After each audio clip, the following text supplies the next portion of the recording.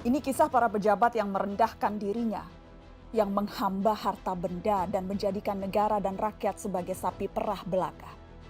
Para pejabat Kementerian Sosial berikut dengan menterinya sekaligus. Mereka meminta Rp10.000 dari setiap paket bantuan sosial. Menyatakan walk out dan tidak bertanggung jawab. Rachel V-nya, pesohor di media sosial, kini jadi sorotan. Bersama sang kekasih, ia kabur dari masa karantina setelah menempuh perjalanan internasional beberapa waktu lalu. Mahasiswa Papua di Yogyakarta berniat tinggalkan Yogyakarta. Mereka merasa tak lagi nyaman menimba ilmu di Yogyakarta pasca pernyataan Sri Sultan Habis X tentang pelabelan separatis pada mahasiswa Papua. Assalamualaikum warahmatullahi wabarakatuh. Pada yang terhormat Bapak Prasetyo Bonifasius S.Ikom MSI selaku dosen pendidikan Pancasila kami. Pada kesempatan kali ini, kami akan menyampaikan implementasi dari sila kelima. Sebelum kita masuk ke materinya, alangkah baiknya kita mengenal apa itu Pancasila.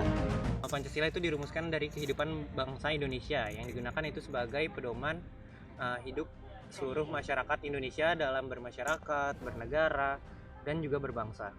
Pancasila itu memiliki fungsi sebagai dasar filsafat negara yang dijabarkan juga sebagai jiwa bangsa, yaitu sebagai kepribadian bangsa, sebagian pandangan hidup bangsa, yang kemudian dijadikan sebagai pedoman hidup bangsa Indonesia dalam bermasyarakat, berbangsa, dan bernegara. Pancasila merupakan dasar negara Indonesia semenjak 1945, tepatnya semenjak 1 Juni 1945. Terdiri dari 5 butir, dan di sini saya akan menjelaskan butir terakhir Pancasila, yaitu yang berbunyi keadilan sosial bagi seluruh rakyat Indonesia. Bunyi sila kelima yaitu keadilan sosial bagi seluruh rakyat Indonesia, yang merupakan perwujudan yang paling konkret dari prinsip-prinsip Pancasila. Dalam sila kelima ini, prinsip yang melekat adalah prinsip keadilan. Dalam prinsip keadilan ini merupakan inti dari moral ketuhanan, merupakan landasan pokok dan perikemanusiaan, simbol persatuan dan mantra kedaulatan rakyat. Berarti keadilan sosial itu adalah perwujudan sekaligus cerminan dari sila-sila sebelumnya yang ada di dalam Pancasila itu. Ini kisah para pejabat yang merendahkan dirinya, yang menghamba harta benda dan menjadikan negara dan rakyat sebagai sapi perah belaka. Saat kita semua menahan diri untuk melakukan ini dan itu, yalah beberapa politikus dan pejabat kita malah tetap bernafsu untuk nodong sana-sini, ngutil sana-sini.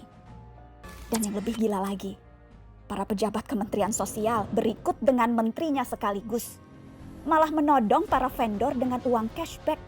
Mereka meminta Rp10.000 dari setiap paket bantuan sosial. Paket senilai Rp300.000 untuk meringankan beban hidup rakyat. Tega-teganya dipotong untuk dinikmati sendiri. Dan itu dilakukan oleh mereka yang disumpah untuk membantu rakyat bisa bernapas lebih mudah di tengah himpitan hidup. Inilah arti kebejatan yang sesungguhnya. Kita di sini akan mereaksi video yang telah ditonton mengenai bansos atau bantuan sosial yang menyangkut Menteri Sosial Indonesia itu sendiri, yaitu Juliari Batubara. Di sini Menteri Sosial tersebut memotong bantuan sosial sebesar Rp10.000 per keluarga, yang mana menurut saya tidak sesuai dengan sila kelima, yaitu keadilan sosial bagi seluruh rakyat Indonesia. Karena keadilan sosial bagi seluruh rakyat itu sendiri bersifat adil. Adil di sini merupakan sama rata, tidak dibeda-bedakan dan tidak dikurangkan atau tidak dilebihkan. Dan di kasus ini sendiri itu Menteri Sosial tersebut memotong bantuan sosial itu sebesar Rp10.000, yang menurut saya itu adalah tindakan yang salah dari menteri tersebut. Jadi kalau menurut Alif gimana? Pendapat saya ini sangat bertolak belakang dengan sila kelima, yaitu keadilan sosial bagi seluruh rakyat Indonesia. Karena kenapa? Karena Menteri Sosial kita yang waktu itu dia lebih mementingkan diri sendiri daripada mementingkan rakyatnya. Di saat pandemi, rakyat banyak yang kesusahan, kekurangan bahan pangan, pekerjaan banyak yang di PHK, rakyat-rakyat banyak yang sengsara. Jadi menurut saya itu sangat bertolak belakang. Ya, menurut Ananda Rifki, solusi untuk kedepannya seperti apa? Menurut saya solusi dari bansos itu sendiri ya, sebaiknya para pemerintah terutama yang berkaitan dengan bansos itu sendiri sebaiknya memperbaiki moral perilaku sesuai dengan norma-norma yang ada, yaitu norma sosial, norma agama, norma yang lainnya. Solusi dari saya untuk kedepannya mungkin bisa diperbaiki. Kejadian seperti ini jangan sampai diulangi lagi karena sangat merugikan banyak orang. Ya, kita sangat zalim dengan banyak orang. Sekian dari kita. Next ke materi yang selanjutnya. Baik, terima kasih Bapak Ibu yang kami hormati. Pak Ketua, Berkenaan dengan hal-hal yang telah kita interupsi sepakati Pak pada Ketua. rapat Pak paripurna Ketua, ini. interupsi. Sebentar, Pak Beni. Ini Pak, Saya tadi sudah berikan kepada fraksi Demokrat. enggak, ini sebelum dilanjutkan Pak Ketua. Nanti Pak Beni, setelah Tolong pandangan- Pak Ketua, sebelum dilanjutkan kami dikasih kesempatan. Saya sudah berikan kesempatan Pak Beni. Tolong Pak Ketua. Nanti Pak Beni, saya sudah beri kesempatan. Sudah, Ketua tadi sudah ambil keputusan. Ya. Setelah itu nanti pemerintah. Kami ingin menyampaikan. Makanya nanti setelah pandangan dari pemerintah, saya Tunggu berikan Pak, tunggu kepada Pak Pak Ketua. Beni. Sebelum pemerintah dikasih Tidak, kesempatan. saya mengatur Tidak, kami posisi. dulu. Di sini kami akan membahas tentang video Puan Maharani yang mematikan mic saat rapat paripurna Omnibus Law. Rapat paripurna Omnibus Law sendiri itu adalah tentang cipta kerja atau arti lain undang-undang sapu jagat atau undang-undang Omnibus Law adalah istilah untuk menyebut suatu undang-undang yang bersentuhan dengan berbagai macam topik dan dimaksudkan untuk mengamandemen, memangkas dan atau mencabut sejumlah undang-undang lain. Yang mana ini adalah rapat yang membahas beberapa undang-undang lainnya yang mana sangat sensitif terhadap sendi-sendi masyarakat.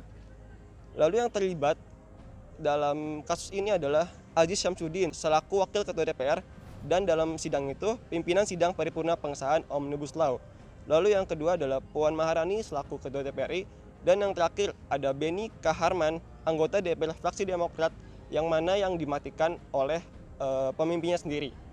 Ketika kejadian, Beni Kaharman sangat meminta kepada Puan Maharani dan Aziz Syamsuddin untuk menerima aspirasinya. Tetapi mereka beranggapan jikalau pendapat yang Beni Kaharman sampaikan itu sudah cukup. Namun pandangan dari kita masyarakat ini di mana aspirasi itu harus benar-benar diterima lalu difilter oleh ketuanya. Oke. Kemudian ada tanggapan dari kita berdua. Menurut Saudara Alif, gimana tanggapan yang terjadi oleh Puan Maharani ini? Pendapat saya mengenai tentang kasus mic yang dimatikan oleh Ibu Puan Maharani. Menurut saya itu sangat bertentangan karena negara kita ini negara yang bebas berpendapat. Tetapi kenapa warganya atau rakyat sendiri itu dilarang berpendapat? Menurut saya pendapat juga sangat penting karena kita semua juga butuh pendapat masing-masing orang, tiap-tiap orang. Ya mungkin sekian dari saya. Pendapat selanjutnya akan disampaikan oleh Saudara Bakti. Tanggapan saya kurang lebih dari Alif ini ya dalam dua sisi berbeda. Puan dan Aziz selaku pimpinan sidang mereka beranggapan untuk menertibkan jalannya rapat. Namun dalam sisi anggota DPR RI yang memperjuangkan Ciptaker menghadap atau mengingat kembali dari sila kelima keadilan sosial bagi seluruh rakyat Indonesia, yaitu harus bersikap adil kepada seluruh anggota yang mewakili rakyat Indonesia. Oke, baik, reaksi dari kami. Terima kasih. Rachel Fenya, pesohor di media sosial, kini jadi sorotan. Bersama sang kekasih, ia kabur dari masa karantina setelah menempuh perjalanan internasional beberapa waktu lalu. Belum menampakkan batang hidungnya, Rachel justru muncul lewat unggahan dunia maya. Dalam Instagram Story, Rachel meminta maaf atas kesalahannya yang merugikan orang lain. Namun ia tak menyinggung soal kabur dari karantina yang jadi kontroversi. Berita kaburnya Rachel Fenya dari kewajiban karantina sampai ke telinga Menteri Kesehatan Budi Gunadi Sadikin. Menkes menyebut Rachel harus segera dikarantina kembali dan dihukum agar tidak melanggar lagi. Oke, selanjutnya di sini kita akan mereaksi tentang video Rahel Fenya yang tidak mau dikarantina sejak dia pulang dari luar negeri. Jadi sejak dia pulang dari luar negeri, Rahel Fenya tersebut tidak mau menaati peraturan yang telah diregulasi oleh pemerintah. Yang mana peraturan tersebut disebutkan seharusnya pada saat seseorang pulang dari luar negeri seharusnya diadakan regulasi seperti harus karantina ya. Iya betul. Selama kurang lebih 8 seminggu, hari. ya seminggu lah. Nah itu di situ juga dia harus tes swab segala macam sebanyak 2 kali. Nah di situ Rahel Fenya tidak mau dikarantin dan dia bersikeras untuk kabur, yang mana itu dibantu oleh oknum-oknum. Menurut saya itu tidak sesuai dengan sila kelima, yaitu keadilan sosial bagi seluruh rakyat Indonesia, yang mana seharusnya semua orang harus menaati peraturan yang telah ditetapkan oleh pemerintah tersebut ya. Betul. Jadi kalau menurut Andi gimana? Menurut saya kasus Rahel V-nya ini telah ditetapkan sebagai tersangka oleh polisi karena Rahel V-nya ini telah melanggar peraturan yang ditetapkan, yaitu sehabis dari luar negeri dia tidak berkarantina selama 3 hari. Tapi dia malah keluar dan malah jalan-jalan lagi ke Bali. Bagaimana menurut Anda? Menurut saya pribadi, di sini seharusnya ada solusi dari pemerintah tersebut untuk menegaskan lah aturan-aturan yang telah diterapkan, seperti misalnya sesuai dengan undang-undang yang diberlakukan yang harus menaati kayak protokol dari COVID-19 itu sendiri. Nah, kalau dari Sandi gimana nih solusi atau sarannya? Solusi sarannya yaitu peraturan manapun kita harus tetap menjaganya karena peraturan tersebut demi keamanan dan kenyamanan masyarakat tersebut agar tidak berdampak ke lainnya dan juga tidak merusak peraturan yang telah ditetapkan. Mungkin sekian dari kita ya, mengenai reaksi tentang Rahel V-nya yang kabur dari karantina. Sekian, terima kasih. Mahasiswa Papua di Yogyakarta berniat tinggalkan Yogyakarta. Mereka merasa tak lagi nyaman menimba ilmu di Yogyakarta pasca pernyataan Sri Sultan Habis 10 tentang pelabelan separatis pada mahasiswa Papua. Rasa trauma mahasiswa Papua di Asrama Kamasan Jalan Kusumanegara Yogyakarta pasca pengepungan oleh aparat dan ormas masih terasa hingga hari Minggu kemarin. Mahasiswa yang biasanya menggelar ibadah Minggu pagi di aula asrama urung digelar karena khawatir dituduh melakukan kegiatan separatis. Pernyataan Sri Sultan Habis 10 tentang tak ada tempat bagi separatis di Yogyakarta yang menjadi viral membuat mahasiswa Papua terintimidasi. Mereka mengaku tak lagi mendapatkan jaminan keamanan. Bahkan belum lama ini 2 mahasiswa Papua diusir dari rumah kosnya tanpa alasan yang jelas.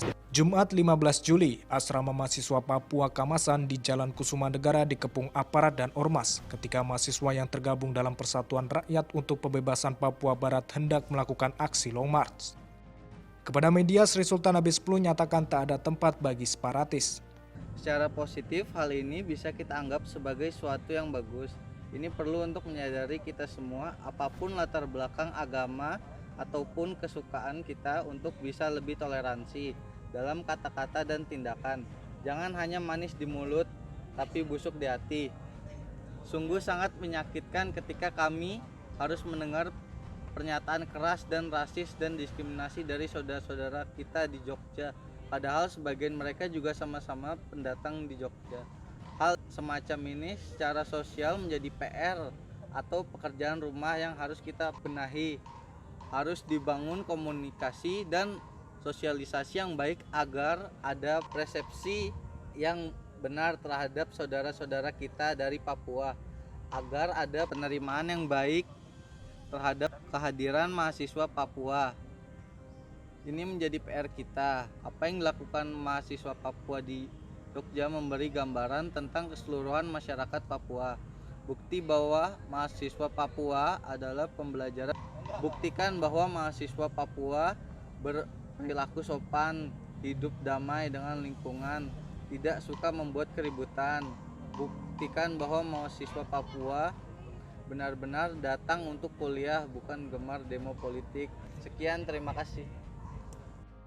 Berikut pengamalan sila kelima dengan bunyi keadilan sosial bagi seluruh rakyat Indonesia yang dilansir dari website resmi BPIP mengandung 20 butir. Pengamalan yaitu sebagai berikut.